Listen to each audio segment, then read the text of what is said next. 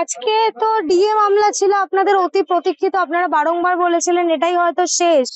আজকে এজলাসে ঠিক কি হলো যদি একটু বলেন। আজকেও যথারীতি একদম 2টোর সময় মামলা উঠেছিল, কিন্তু মাননীয় বিচারপতিরা বললেন তারা অন্য ম্যাটার নিয়ে অত্যন্ত ব্যস্ত রয়েছেন। এই মামলাটায় আজকে সময় তারা দিতে পারছেন না। আজকে কপিল সিব্বালও ছিলেন, সেই কারণে মামলার ডেটটা পিছিয়ে আবার আগামী সোমবার করলেন। এবং আরো একটা বিষয়, আজকে কপিল সিব্বাল এর আগে বলেছিলেন তিনি 10-15 মিনিট বলবেন, আজকে তিনি বললেন তার 2 দিন লাগবে। এখন বিষয় হচ্ছে, একদিকে সরকার পক্ষ যে কোনো ভাবে হোক মামলাটাকে দীর্ঘায়িত করতে চাইছে, বারবার অ্যাডজর্নমেন্ট চেয়েছে, বারবার পাশ ওভার, যেদিন মামলা প্রথমের দিকে থেকেছে পাশ ওভার চেয়ে মামলাকে শেষে নিয়ে গেছে এবং শেষে সময় হয়নি, মামলার শুনানি হয়নি। এখন তারা, কপিল সিব্বালজি এর আগে থাকলেন না, মামলা পিছিয়ে গেল। এর আগের দিনে তিনি বলেছিলেন তিনি 15-20 মিনিট বলবেন, তা আজকে তিনি মাননীয় বিচারপতিদের কাছে বললেন যে তার 2 দিন লাগবে, যদিও বিচারপতিরা সে বিষয়ে তাকে কোনো আশ্বাস দেননি। তা যাই হোক, আলটিমেট মামলা পিছিয়ে যাচ্ছে। এখন দেখুন, 1500 কিলোমিটার দূর থেকে, কলকাতা থেকে আমরা আসছি, আমাদের আইনজীবীরা রয়েছেন, একজন নয় 6জন 7জন আইনজীবী, এবং তাদের মধ্যে 2জন সিনিয়র অ্যাডভোকেট। তাদেরকে আমাদের অর্থ দিতে, সম্মান দক্ষিণা দিতে হচ্ছে, তার সঙ্গে তাদের যাতায়াত খরচা, তাদের এখানে থাকার খরচা, আমরা আসছি, আমাদের একটা বিপুল খরচা।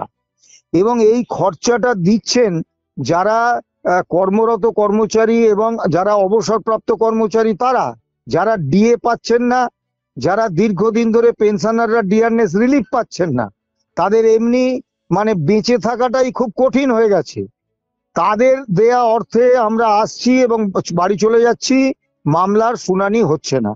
এখন জাস্টিস সঞ্জয় কারোল এবং জাস্টিস পি.কে. মিশ্রের বেঞ্চ অত্যন্ত দ্রুততার সঙ্গে মামলাটা পরপর 4 দিন শুনেছিলেন, এবং সুপ্রিম কোর্টের ইতিহাসে একটা মামলা, সমস্ত মামলা সরিয়ে রেখে শুধুমাত্র মানে 4 দিন পরপর শোনা, এটা একদম বিরল ঘটনা। সুপ্রিম কোর্টের অনেক আইনজীবী এরকম কোনো ঘটনা মনে করতে পারছেন না।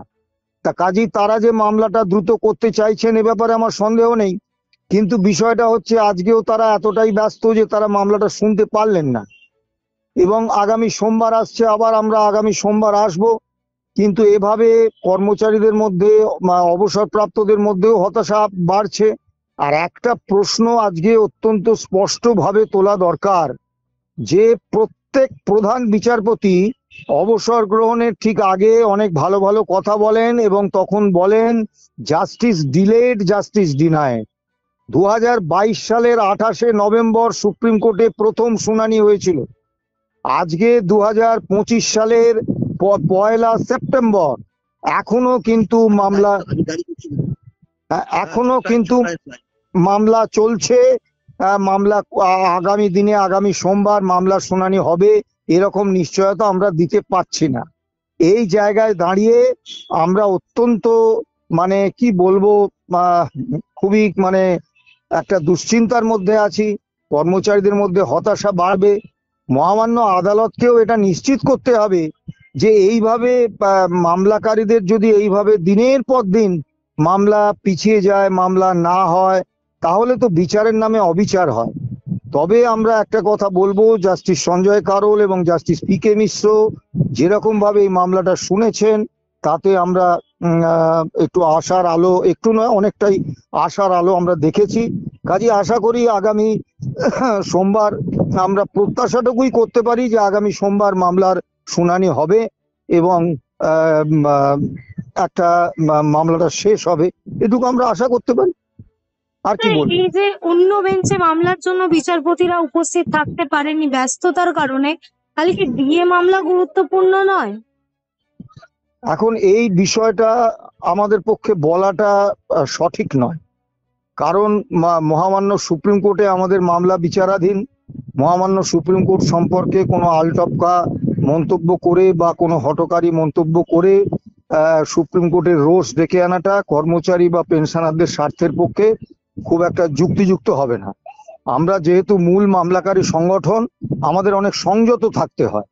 কিন্তু এটুকু অবশ্যই বলবো যে আজকে মহামান্য সুপ্রিম কোর্টকে ভাবতে হবে যে একটা মামলা এভাবে দিনের পর দিন যদি পিছিয়ে যায়, কখনো আইনজীবীর কারণে, কখনো মানে সময় অভাবে, কখনো সরকারি আইনজীবীর বিভিন্ন অজুহাতের কারণে, তাহলে তো খুব মুশকিল। তাহলে বিচারটা পাওয়া যাবে কিভাবে?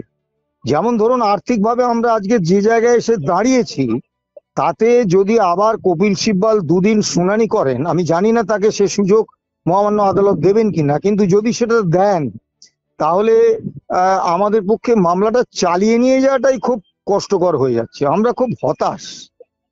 এ পরিস্থিতির জন্য আমরা মানে আদৌ প্রস্তুত ছিলাম না। আজকে 10 বছর ধরে মামলা চলছে, আর কতদিন চলবে? 2016 সালে আমরা মামলা করেছিলাম, আর আজকে এটা 2025 সাল। কাজেই আর কি বলবো বলুন।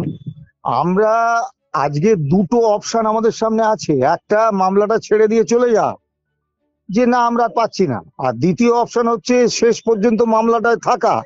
এখন মামলাটা ছেড়ে দিয়ে চলে যাওয়া তো পালিয়ে যাওয়া। আমরা পালিয়ে যেতে শিখিনি, আমরা মামলায় শেষ দিন পর্যন্ত থাকবো।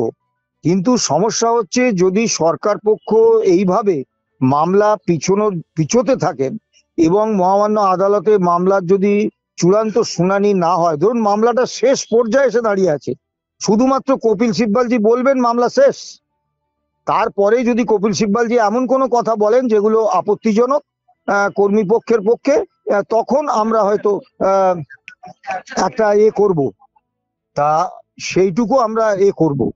এখন স্বাভাবিকভাবে আমরা অপেক্ষায় থাকছি, আর কি বলবো বলুন।